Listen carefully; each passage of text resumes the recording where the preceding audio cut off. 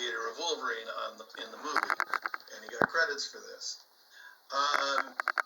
Historically, editors are part of the management company and are never the co-creators. You never hear about the editor being a co-creator of any comic character.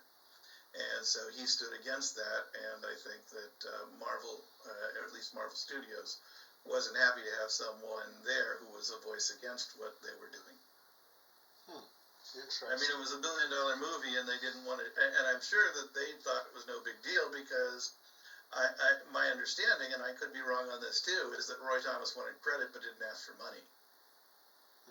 You assume that down the road he'll ask for money as he's a co-creator, but you don't know that for sure.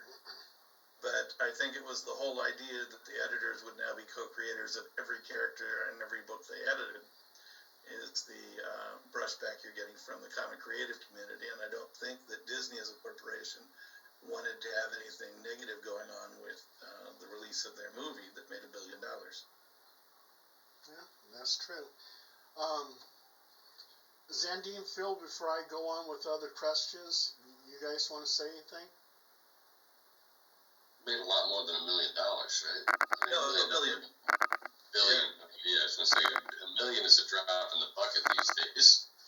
Oh no, that was one of the few $1 billion movies for the year. Yeah.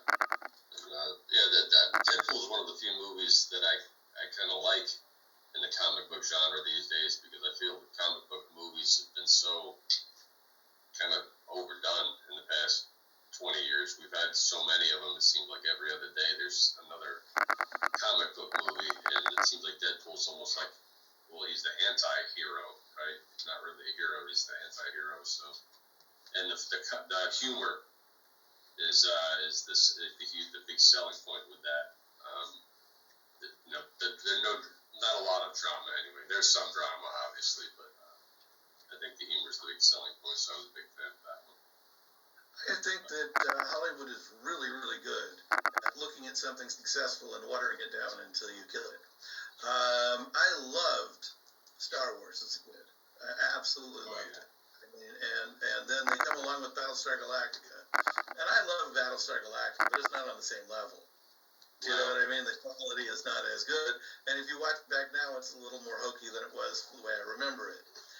But, then that begot lots of really bad B-movie or science fiction movies until, they're making movies that aren't really all that good. And they did the same thing with superheroes.